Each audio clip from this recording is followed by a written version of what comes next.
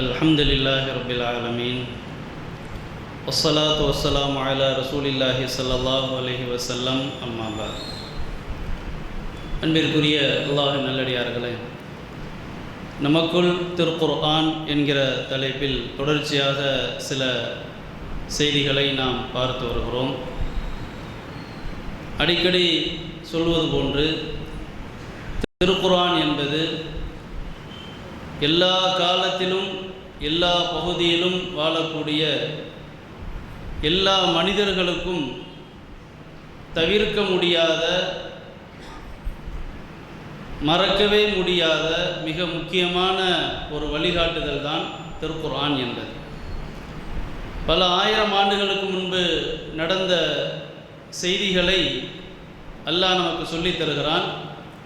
அன்றைக்கு நடந்தது இன்றைக்கு என்ன தேவை என்று ஒரு சாதாரணமாக யோசித்து பார்த்தாலும் கூட அது கண்டிப்பாக வேண்டும் என்பதை பல்வேறு அனுபவங்கள் மூலமாக நாம் பார்க்க முடியும்.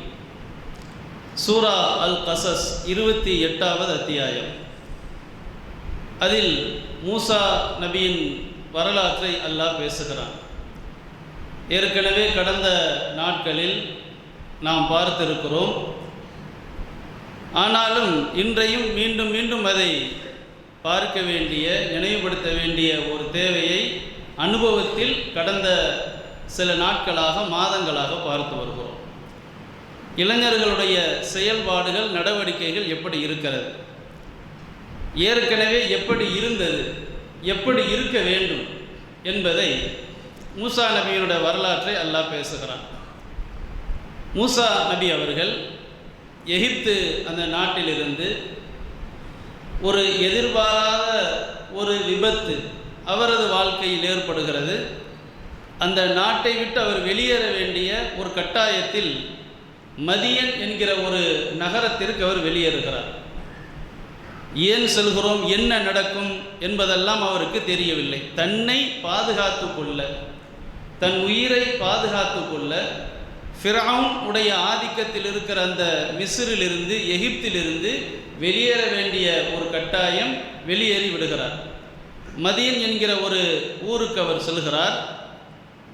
அவர் இளம் பருவத்தில் இளைஞராக இருக்கிறார். ஒவ்வொரு நடவடிக்கையிலும் எப்படி இருந்தார் என்பதை அல்லாஹ் குறிப்பிடும்போது, ஃபஹரஜ மின்ஹா ஹாயிஃபன் யதரக்கப், என்ன நடக்குமோ என்று எதிர்பார்த்தவராக பயந்து வெளியேறினார்.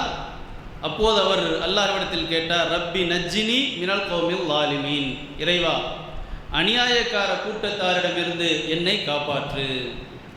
அப்போ எதிர்பாராத விதமாக ஒரு பெரிய ஒரு சிக்கல் ஏற்பட்டாலும் இதிலிருந்து மீளவே முடியாது என்று நீ கற்பனை செய்தாலும், ஒரு சூழலுக்குள் மாட்டிக்கொண்டாலும் அதைவிட மேலான ஒருவன் இருக்கிறான், ரப்பு இருக்கிறான். உன்னை எப்படிப்பட்ட நெருக்கடியிலிருந்தும் சிக்கலிலிருந்தும் விடுவிக்க அவனால் மட்டுமே முடியும் என்கிற சிந்தனை ஒவ்வொரு இளைஞனுக்கும், ஒவ்வொரு ஆணுக்கும் பெண்ணுக்கும் மறுக்கவே முடியாது, தவிர்க்கவே கூடாது. ஒரு பெரிய ஒரு சிக்கலில் மாட்டிக்கொண்டார். ஆனாலும் கூட அவர் ஒரு வகையான நிராசைக்குள் போய்விடாமல் ஒரு ஆபத்திலிருந்து தன்னை விடுவிக்க முயற்சிக்கிறார், வெளியேறுகிறார். ஆனாலும் நீதான் என்னை காப்பாற்ற வேண்டும் என்கிற அந்த சிந்தனை அவர் மறுக்கவில்லை. மதியனுக்கு சென்று விடுகிறார். சென்ற பிறகு அசா ஐயஹ்தியனி சவா அஸ்ஸபீல், என் இறைவன் எனக்கு நேரான வழியை காட்டலாம் என்றும் அவர் அல்லாஹ்விடத்தில் கேட்டார். அப்போ அல்லாஹ் எனக்கு ஒரு வழியை காட்டுவான். அப்போ ஒரு இளைஞனோ, ஒரு ஆணோ, பெண்ணோ எந்த நிலையிலும் இறை சிந்தனையை மறந்து வாழக்கூடாது. அந்த சிந்தனை தான் நம்மை வழி நடத்த வேண்டும் என்பதை இந்த வார்த்தைகள் சொல்கிறது. மதியனுக்கு சென்ற பிறகு மக்கள் எல்லாம் ஒரு நீர் எடுக்கக்கூடிய, அல்லது ஒரு நீர் தடாகம், அல்லது ஒரு குளமோ, கிணறோ, ஏரியோ, ஏதோ ஒன்று, அங்கு தங்களது கால்நடைகளுக்கு தண்ணீர் புகட்டி கொண்டிருக்கிறார்கள். தண்ணீர் சேகரிக்கக்கூடிய அந்த வேலையில் ஈடுபட்டு கொண்டிருக்கிறார்கள். 2 பெண்கள் அந்த கூட்டத்திலிருந்து விலகி தனியாக தங்களது கால்நடைகளை தடுத்து வைத்து கொண்டிருக்கிறார்கள். மூசா நபி அவர்கள் அவரிடத்தில் கேட்கிறார், அந்த 2 பேரிடத்திலும் கேட்கிறார், மா ஹத்புக்குமா, உங்களது நிலை என்ன? உங்கள் இருவரின் விஷயம் என்ன? ஏன் நீங்கள் தனியாக நிற்கிறீர்கள்? அதாவது இவரது எதிர்காலம் கேள்விக்குறி, இவருக்கு என்ன நடக்கும் என்று தெரியாது. அறிமுகம் இல்லாத ஒரு ஊருக்கு தன்னை காத்து கொள்ள வந்த ஒருவர் அந்த மதியன் என்கிற ஊருக்கு வந்த பிறகு தன்னை ஒரு இடத்தில் ஒரு பாதுகாப்பாகவோ அல்லது ஆதரவு உள்ளவராக ஒரு சூழலை மாற்ற வேண்டும் என்பதற்காக தேடி அலைகிறார். தேடி அலைய வேண்டும். எதிர்காலம் கண்ணுக்கு தெரியவில்லை, நான் என்னை மாய்த்து கொள்ள போகிறேன், கடனில் மாட்டிக்கொண்டேன், என் மகளுக்கு பிரச்சனை, மகனுக்கு பிரச்சனை, எதுவாக இருந்தாலும் வழியை அவன் வைத்திருக்கிறான். நீ தேடு, நீ முயற்சி செய், தேடிப்பார். மூசா நபி போறார், அந்த ஊருக்குள் செல்கிறார். சென்று பார்க்கும்போது மக்கள் நீர் செலுத்தக்கூடிய, எடுக்கக்கூடிய, சேமிக்கக்கூடிய ஒரு இடத்திற்கு சென்ற பிறகு அங்கு ஒதுங்கி நிற்கிற 2 பேரை விசாரிக்கிறார். ஏன் நீங்கள் தனியாக நிற்கிறீர்கள்? அப்போ அவங்க சொல்றாங்க, லா நஸ்தி ஹத்தா யுஸ்திரர் ரிஆ. இந்த மேய்ப்பாளர்கள் தங்களது கால்நடைகளுக்கு தண்ணீர் கொடுத்து முடிக்காத வரை நாங்கள் எங்களுக்கு தண்ணீர் எடுத்துக்கொள்ள முடியாது. அபூனா ஷைஃபுன் கபீர், எங்கள் தந்தை மிகப்பெரிய ஒரு வயதானவராக இருக்கிறார், அவர் எங்களுக்காக வர வேண்டும், வரக்கூடிய சூழலில் இல்லை. அப்போ எங்கள் பிரச்சனையை, எங்கள் குடும்ப பொறுப்பை சுமக்க வேண்டிய ஒரு கட்டாயத்தில் நாங்கள் இருக்கிறோம். நாங்கள் பெண்களாயிற்று, அதனால் எங்களை யார் காப்பாற்றுவா என்று இல்லை. பெண்கள் தங்களை காத்து கொள்ள வேண்டுமானால் தாங்கள் முன்வர வேண்டும் என்பதையும் அவருடைய அந்த வார்த்தை சொல்கிறது. மூசா நபி அவர்கள் அந்த 2 பேருக்கும் தேவையான கால்நடைகளுக்கு தண்ணீரை புகட்டி விட்டு, ஏற்படுத்தி உதவி செய்துவிட்டு, ரப்பி இன்னி லிமா அன்சல்த இலைய மின் ஹைரின் ஃபகீர், என் இறைவா, என் மீது நீ இறக்கி அருளும் நன்மையில் நான் தேவை உடையவனாகவே இருக்கிறேன். எனக்கு தருகிற நன்மை எதுவாக இருந்தாலும் அதற்கு நான் மிக தேவை உள்ளவன். ஒவ்வொரு நிலையிலும் பாருங்கள், ஒரு இளைஞராக இருக்கிறார், இதுவரை நபியாக ஆக்கப்படவில்லை. அதையும் நம்ம புரிஞ்சுக்கணும். இதுவரைக்கும் அவர் என்னவா வாழல. நம்ம நினைக்கலாம், அதெல்லாம் மேலப்பாளையத்தில் வாழக்கூடிய, இந்தியாவில் வாழக்கூடிய ஒரு இளைஞனுக்கு ஒத்து வருமா? ஒத்து வரும். அவர் இதுவரை நபியாக அறிவிக்கப்படவில்லை. ஒரு சாதாரண மனிதனாக வாழ்க்கையில் திசை தெரியாமல் ஓடிக்கொண்டிருக்கிறார். தன்னை பாதுகாத்துக் கொள்ள உழைக்கிறார், ஓடுகிறார், என்ன செய்ய வேண்டும் என்று தெரியவில்லை. ஆனால் அந்த ஒவ்வொரு நிலையிலும் இறைவனை அவர் மறக்கவில்லை. இறைவன் தான் எனக்கு வழிகாட்டுவான், இறைவன் தான் எனக்கு உதவி செய்வான் என்று கையை கட்டி கொண்டு வீட்டுக்குள் இருக்கவில்லை. அல்லாஹ் பார்த்துக்குருவான், அல்லாஹ் பார்த்துக்குருவான் என்று வீட்டுக்குள் இருக்கவில்லை. அல்லாஹ் பார்த்து கொள்வான் என்பதை களத்தில் இறங்கிய பிறகு சொல்கிறார். அந்த இடத்துல முடிவு எடுத்த பிறகு, நடவடிக்கை எடுத்த பிறகு, அல்லாஹ் எனக்கு உதவி செய்வான், அல்லாஹ் எனக்கு போதுமானவன், அல்லாஹ் தருகிற உதவிக்கு நான் தேவை உள்ளவன் என்பதாக அவர் சொல்கிறார். இப்போ அல்லாஹ்வுடைய உதவி எப்படி வருதுன்னு பாருங்க. தண்ணீர் புகட்டப்பட்ட அந்த பெண்கள் வீட்டிற்கு செல்கிறார்கள். வீட்டிலிருந்து 2 பேரில் ஒரு பெண் வருகிறார். ஃபஜாஅத்துஹு யஹதாஹுமா தம்ஷி அலஸ்திஹியா. 2 பெண்களில் ஒருவர் வெட்கத்தோடு நடந்து வந்து அவர் சொல்கிறார், இன்ன அபி யதுஊக லியஜ்ஸியக அஜ்ரமா ஸகைத்தலனா. நீங்கள் எங்களுக்கு தண்ணீர் எடுத்து தந்ததற்காக, தண்ணீர் புகட்டியதற்காக கூலி தருவதற்கு எங்கள் தந்தை உங்களை அழைக்கிறார். எந்த ஒரு பதற்றமும் இல்லாத, உள்ளத்தில் சஞ்சலமற்ற ஒரு தெளிவான, உடை தெரிந்த ஒரு வார்த்தை. உங்களுக்கு கூலி தருவதற்கு. எதுக்கு கூலி? ஒரு ஈர்ப்பல்ல, அடிமைத்தனம் அல்ல, நீங்கள் செய்த உதவிக்கு கூலி தர எங்கள் தந்தை உங்களை அழைத்து வர சொன்னார்.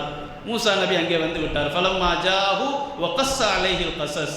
அந்த தந்தையிடத்தில் வந்த பிறகு எல்லா விஷயங்களையும் அவர் கேட்டு அறிந்து கொண்டு அவர் சொன்னார், அந்த பெரியவர் சொல்கிறார், லா தஹஃப் நஜவுத்த மினல் கௌமில் ஸாலிமீன். பயப்படாதீங்க, அநியாயக்கார கூட்டத்தாரிடமிருந்து நீங்கள் தப்பித்து வந்து விட்டீர்கள்.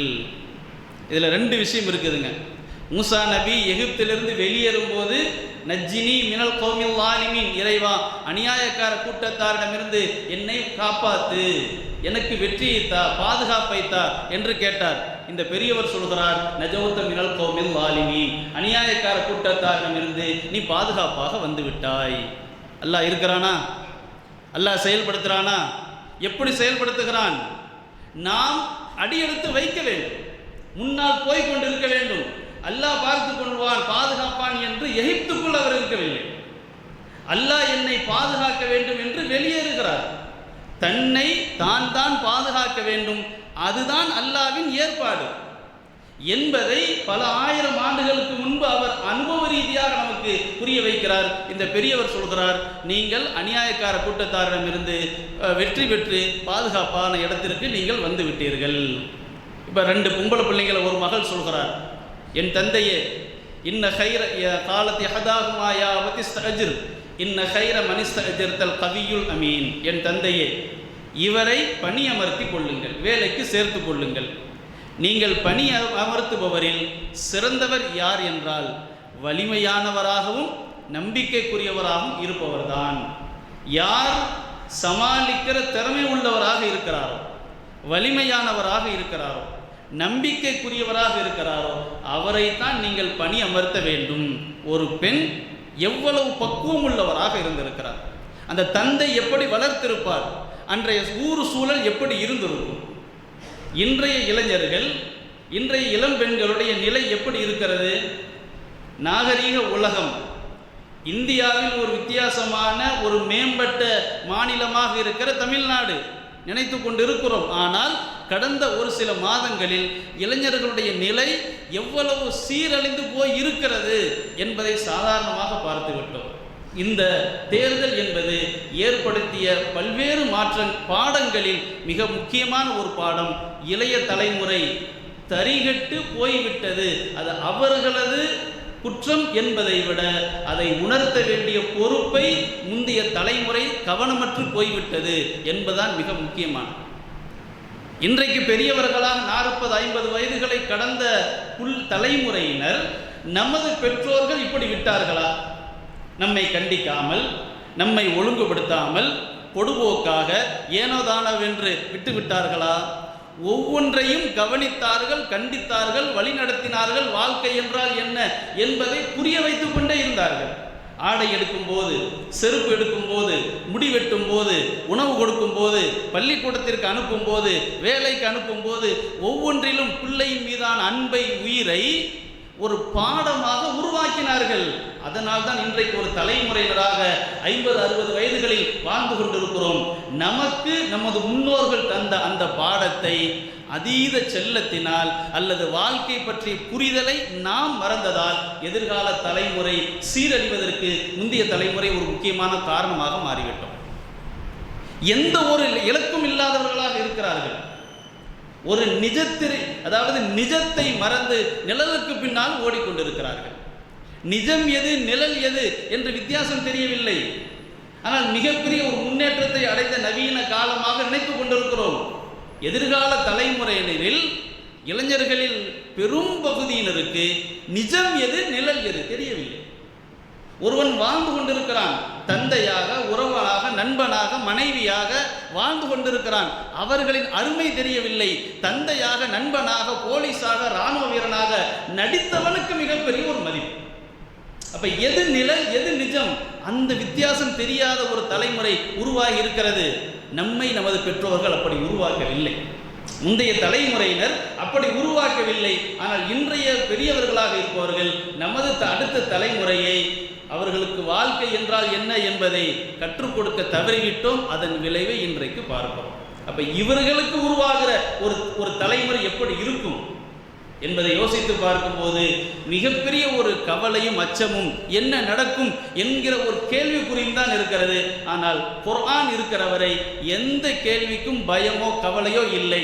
அதை சரியான முறையில் அணுகினோம் என்றால் சரியான பாதை குர்ஆன் நமக்கு காட்டும்.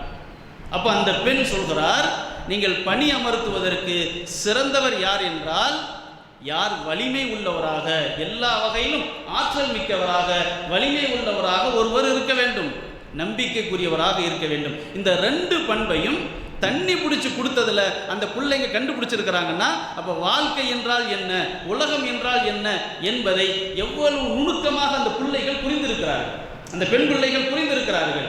இன்றைய இளைஞர்கள், ஒரு பெண் பேட்டி கொடுக்கிறார் இந்த தேர்தலை ஒட்டி, சம்பந்தப்பட்ட எங்க தலைவன் மட்டும் ஆட்சிக்கு வரல, நாங்களும் மருந்து குடிச்சு செத்துருவோம், எங்க பிள்ளைங்களே கொண்டு போடுவோம், மருந்து குடிச்சு சாவடிச்சிருவோம். எப்படி இருக்கிறது தமிழ்நாட்டின் கலாச்சாரம்? நவீன ஒரு வகையான முன்னேற்றம் அடைந்த இந்த மாநிலமே இப்படி இருக்கிறது என்றால் வடக்கெல்லாம் போனால் கேட்க தேவையா? அப்போ இந்த மாநிலத்தில் இருக்கிற ஒரு பெண்கள், ஒரு இளைஞர்கள் இன்னைக்கு பார்க்குறோம். இஸ்லாமிய சமூகத்தில் பிறந்திருக்கிற பல பிள்ளைகள், பல இளைஞர்கள், ஆண்கள், பெண்கள் முகநூலில் பதிவு செய்து கொண்டே இருக்கிறார்கள் அடிக்கடி. எதிர்கால சந்ததிகள் நினைத்தால் ரொம்ப அச்சமாக, பயமாக இருக்கிறது. இது எங்கே இல்லை, முஸ்லீம் குடும்பத்திலும் இருக்கிறது. ஒரு பையன் காலையில் ஓட்டு போடும்போது வாப்பாக்கு சொல்கிறான், நீங்கள் இந்த சின்னத்தில் தான் போடணும். நிஜம் வேறு நிழல் வேறு என்று அவனுக்கு தெரியல, வாப்ப சொல்லி புரிய வைக்கல. அனுபவத்தில் இந்த திட்டங்களை எல்லாம் பார்க்கிறோம். இது உங்க உம்மாக்கு பயன் தருகிறது, உனக்கு பள்ளிக்கூடத்தில் பயன் தருகிறது, எனக்கு இந்த வகையில் பயன் தருகிறது. இது நிஜம். ஆனால் நிழல் என்பது அவன் ஃபைட் போடுவதோ, பாட்டு படிப்பதோ, காப்பாற்றுவதோ எல்லாமே நிழலப்பாது என்று புரிய வைக்கவில்லை. நிஜத்தை ஏற்க மறுக்கிறான், நிழலை உண்மை என்று நம்புகிறான், யதார்த்தம் என்று நம்புகிறான். அதனால தான் அவன் சொல்றான், இந்த சின்னத்துக்கு தான் நீங்க ஓட்டு போடணும் என்று அவன் சொல்கிறான். அப்ப எப்படி உருவாகி இருக்கிறது இளைய தலைமுறை, எப்படி நாம் பார்த்து கொண்டிருக்கிறோம். அப்போ ஒரு பழைய 5000 6000 ஆண்டுகளுக்கு முன்பு வாழ்ந்த அந்த பிள்ளைகள் எவ்வளவு ஒரு தெளிவான ஒரு பார்வை இருந்திருக்கிறார்கள். மூசா அவர்கள் நபியாக ஆவதற்கு முன்பு சொல்ல போனால் மூசா நபியின் இயல்பு என்ன தெரியுமா? அடிமை சமூகத்தில் பிறந்தவர். தலைமுறையாக அடிமைகளாக இருந்த பனு இஸ்ராயல் சமுதாயத்தில் பிறந்தவர்கள். தனது அடிமை தளத்தை உடைத்து வெளியே வருகிறார். அந்த அச்சம், பயம் அவருக்கு அதிகமாக இருந்தது. அதிலிருந்து வெளியேறுகிறார். எதிர்காலம் தெரியாது, வெளியேறுகிறார். அப்போ ஒரு இளைஞன் தன்னை மேம்படுத்திக் கொள்ள வேண்டுமானால் எந்த அடிமைத்தனத்திலும் போய்விடக்கூடாது, எந்த சிந்தனைக்கும் அடிமையாக கூடாது. படைத்தவனை தவிர, படைத்தவனை என்ன சொல்கிறான்? நீ சிந்தித்து பார், நான் சொல்வது நான் இருக்கிறேன், மறுமை இருக்கிறது என்று நான் சொல்றேன் இல்லையா, உனக்கு புரியுதா? ஏத்துக்க. மனிதனுக்கு சுதந்திரத்தை கொடுக்கிறான். படைத்த அல்லாஹ் மனிதனுக்கான சுதந்திரத்தை கொடுத்து நீ விரும்பி முடிவு பண்ணு, உன் மறுமையை தோல்வியாக்குவதா வெற்றியாக்குவதா நீ முடிவு பண்ணிக்க என்று சுதந்திரத்தை கொடுக்கிறான். சுதந்திரமான ஒரு படைப்பாக மனிதனை படைத்திருக்கிறான். அந்த சுதந்திரத்தை அடிமை சமூகமாக இருந்த மூசா நபி அவர்கள், இயல்பாகவே சிந்தனை ஒரு சுதந்திரத்தை பற்றி யோசிக்க முடியாத ஒருவர் உடைத்தெறிந்து கொண்டு வெளியேறுகிறார். அவர் வெளியேறி பல்வேறு வகையான சிரமங்களை கஷ்டப்பட்டு கடந்து வாழ்க்கையில் ஒரு நிலையை அடைகிறார். அல்லாஹ் கொடுக்கிறான். இப்போ அல்லாஹ் ஒரு முன்னேற்றத்தை தருகிறான் என்பது நம்ம கையில் தரமாட்டான். நாம் தான் வெளியேற வேண்டும், நாம் தான் முயற்சிக்க வேண்டும். அந்த பக்குவம் என்ற இளைய தலைமுறையில் இருக்கிறதா என்றால் புரிதலிலேயே தப்பாக இருக்கிறது. நிஜம் எது, நிழல் எது என்கிற அந்த அடிப்படை புரிதலே இல்லை. மூசா நபி நிஜம் என்றால் என்ன, வாழ்க்கை என்றால் என்ன என்பதை புரிந்திருக்கிறார். இறைவனால் தான் அனைத்தும் இயங்குகிறது. அதே நேரத்தில் இறைவன் சொன்ன அடிப்படையில் ஒவ்வொன்றிலும் முயற்சிக்க வேண்டும் என்பதையும் அவர் செய்து காட்டி கொண்டிருக்கிறார். அப்போ அவருடைய நிலை என்பது சிக்கலான நிலை, அதிலிருந்து வெளியேறுகிறார். இந்த பெண்கள் பல்வேறு வகையான, இன்றைக்கு இருக்கக்கூடிய பெண்களின் நிலை வேறு, பல 1000 ஆண்டுகளுக்கு முன்பு பெண்களுக்கு எப்படிப்பட்ட நிலை இருந்திருக்கும். ஆனாலும் கூட அந்த சிந்தனை தெளிவு இருக்கிறது. இரண்டும் ஒன்று சேருகிறது. எங்கேயோ இருந்து வந்த ஒரு இளைஞர், அடிமை சமூகத்தில் பிறந்த ஒரு இளைஞர், இங்கு இருக்கக்கூடிய பெண்கள், அந்த தந்தையோடு நடக்கிற உரையாடல் அனைத்திற்கு பிறகும் அவர் சொல்கிறார், நீ என்னிடத்தில் 8 ஆண்டு வேலை செய்ய வேண்டும். ஒரு தலைமுறை எப்படி உருவாக்கணும் பாருங்க. நம்ம பையன் இன்னைக்கு கீழே விழுந்துட்டா அப்பா பாத்துல அப்படிங்க, புள்ள வாருவல் எடுத்து தூக்கக்கூடாதுன்னு போ, பாத்திரத்தை கழுவக்கூடாதுன்னு போ. நம்ம புள்ள பாத்திரத்தை பல குடும்பங்களில் பிரச்சனை என்ன தெரியுமா? எங்கள் பிள்ளை நீங்கள் வீட்டில் வேலை செய்ய சொன்னீங்களாம, கழுவ சொன்னீங்களாம, நாங்களே எங்கள் வீட்டில் ஒரு வேலையும் செய்யறதில்லை, செய்ய சொல்றதில்லை, நீ எப்படி என் பிள்ளை வேலை செய்ய சொல்லுவ? இப்படி குடும்பத்தில் கணவன் மனைவிக்கு இடையில் பல்வேறு வகையான பிரச்சனைகள். அந்த மனிதர் பெரியவர் சொல்கிறார், நீ 8 வருடம் என்னிடத்தில் பணிபுரிய வேண்டும், வேலை செய்ய வேண்டும். என்ன வேலை செய்யணும்? ஆடு மாடு மேய்க்கிற வேலை தான். இந்த வேலை நீ செய்ய வேண்டும் என்பதாக அவர் சொல்கிறார். அப்படி செய்தால் என் மகள்களில் 2 ஒருவரை உனக்கு மனம் முடித்து தருவேன். 10 ஆண்டுகள் செய்தால் சிறந்தது. 8 வருஷம் வேலை செய்யணும், 10 வருஷமா செஞ்சினா ரொம்ப நல்லது. ஃபைன் அத்மம்த அஷரன் ஃபமின் ஐந்தி ஒமா உரீது அன் அஷுக்க அலை, உன்னை நான் சிரமப்படுத்த விரும்ப மாட்டேன். அவர் தாராளமாக ஒரு வார்த்தையை சொல்கிறார், 8 வருஷம் வேலை செய்யணும், 10 வருஷமா செஞ்சின்னா நான் கஷ்டப்படுத்த மாட்டேமா, ஓ விருப்பம் அது அப்படிங்கிறார். மூசா நபி சொல்கிறார், சத்தஜிதுனி இன்ஷா அல்லாஹ் மினஸ் சாலிஹீன், அல்லாஹ் நாடினால் நல்லவராக என்னை நீங்கள் காண்பீர்கள். இந்த வாக்குறுதியை நிறைவேற்றக்கூடிய 8 வருஷம் காப்பாற்றணுங்க. வாக்குறுதியை 8 நாள் இல்லை, 8 வருஷம் காப்பாற்றணும். அந்த 8 வருஷத்தில் எத்தனை மழை, எத்தனை புயல், எத்தனை பூகம்பங்கள் நடந்து கொண்டிருக்கும். எப்படி ஒரு மனுஷன் தயாராகிறார்? தயாராக்க வேண்டும், தலைமுறை அப்படி உருவாக்க வேண்டும். வாழ்க்கைங்கிறது சாதாரணமானது இல்லை, அது திரையில் வருவதல்ல, அது ஒரு நடிப்பு. வாழ்க்கை என்பது வேறு. அவன் வெற்றியை மட்டுமே காட்டிக் கொண்டிருப்பான். இன்னைக்கு அடுத்த பல பேர் முகநூலில் பதிவு செஞ்சிருக்கிறான், 4ஆம் தேதிக்கு பிறகு இளைஞர்களை, பிள்ளைகளை தயவு செய்து பெற்றோர்கள் ஒரு 20-30 நாளைக்கு கண்காணியுங்கள். வெற்றியை மட்டுமே சினிமாவில் பார்த்து பார்த்து பழகி இருக்கிறான். 100 பேர்த்த அடிப்பான், 1000 பேர்த்த அடிப்பான். தோல்வி இவன் பார்த்து பழகவில்லை, அவன் நடிக்கிறான் என்று இவனுக்கு தெரியாது. ஒரு கால் வேறு இவன் எதிர்பார்த்த முடிவுக்கு மாற்றமாக ஒன்று ஏற்படும் என்றால், இவன் கற்பனை செய்த முடிவுக்கு மாற்றமாக ஒன்று இருக்கும் என்றால், பிள்ளைகளை பாதுகாத்துக் கொள்ளுங்கள்.